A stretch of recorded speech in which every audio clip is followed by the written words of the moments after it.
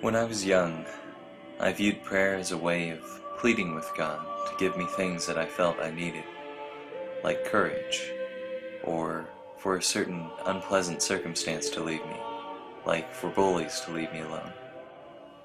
I'd also pray, of course, for some of the sillier things that any young child will pray for, like wishing I was a robot, or that God would help me learn how to tie my shoes, or praying that God would help my cousin and I build a spacecraft out of wood that would help us fly to the moon.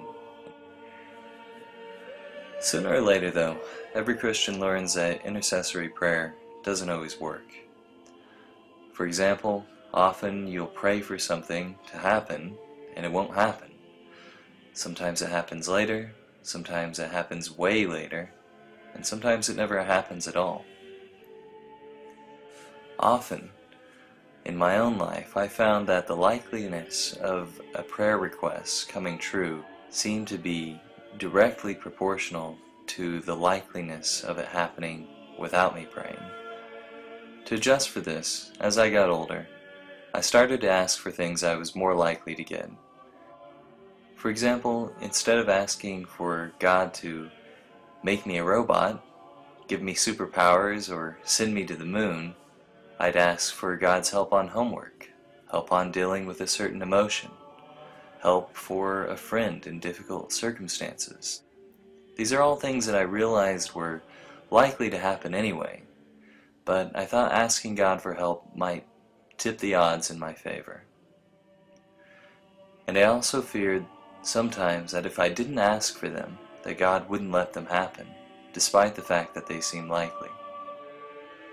Often I'd been burned by the situation of thinking that some good thing was definitely going to happen to me, only to be later disappointed that it didn't happen. And if I hadn't prayed, I would sometimes think it was my lack of prayer that caused it not to happen. However, eventually, even this type of intercessory prayer seemed all but obsolete to me, due to one creeping realization about God's nature: His omniscience. If God already knew everything before it happened, and had set all of the possible events in the universe in place, there was absolutely nothing I could ask for that He didn't already know about. Further, if He was omniscient, all-benevolent, and had a plan for me, then why on earth was I trying to put myself in the driver's seat? What I really needed to be doing was trying to discover His will for my life. If God was omniscient, then He had already given me all the tools I needed to solve whatever problem I had. It was my responsibility to find those tools and His will for how He wanted me to use them. Not for me to tell Him what tools I needed and how I thought I should use them. So in this realization, I all but dismissed the idea of intercessory prayer. I submitted as much as was mentally and physically possible to the pursuit of discovering and executing what I felt was God's will.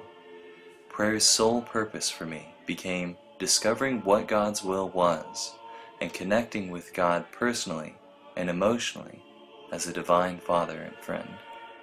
In terms of my conception of God, this had the effect of moving the weight of my belief in God away from intercessory prayer and towards my personal experience and relationship with God.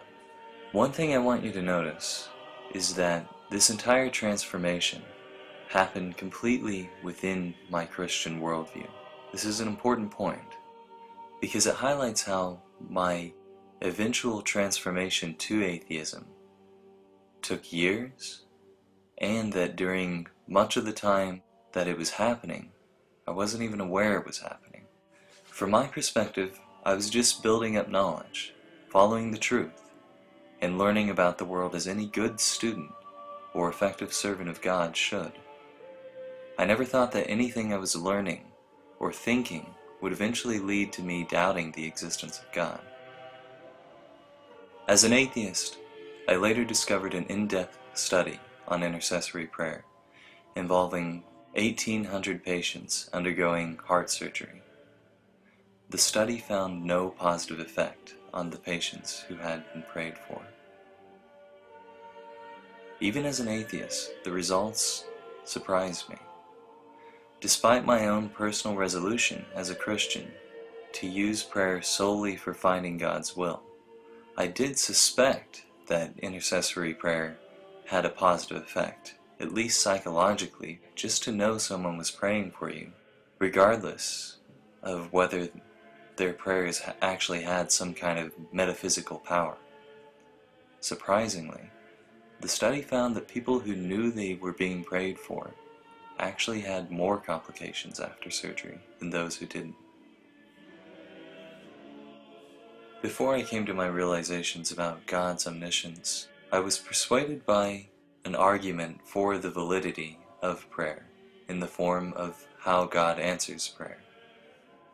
It's often said that God answers prayers in the form of yes, no, and wait. Sometimes the hardest answer to accept is wait. In their brilliant, if somewhat condescending video, GII Video demonstrates, using a clever example, how this entire heuristic can be entirely psychological, without God actually answering any prayers. To do this, they present the hypothetical in which, instead of praying to God, you pray to a jug of milk. The jug of milk answers prayers in the form of yes, no, and wait. Assume that you pray to the jug of milk to give you $1,000, and they ask you to wait and see what happens. They present 3 different scenarios.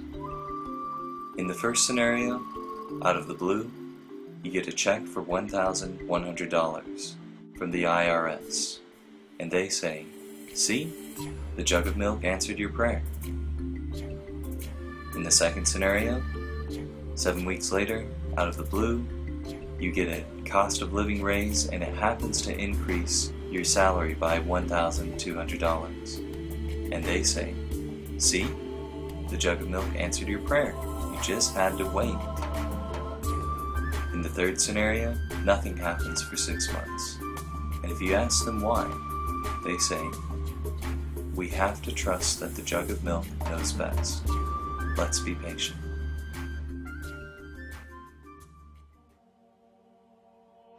It's clear how all 3 of these scenarios can be applied to a prayer to God, to a prayer to a jug of milk, to a prayer to anything. Unfortunately, as comforting as the yes, no, and wait heuristic is, it can work without anything actually answering your prayers.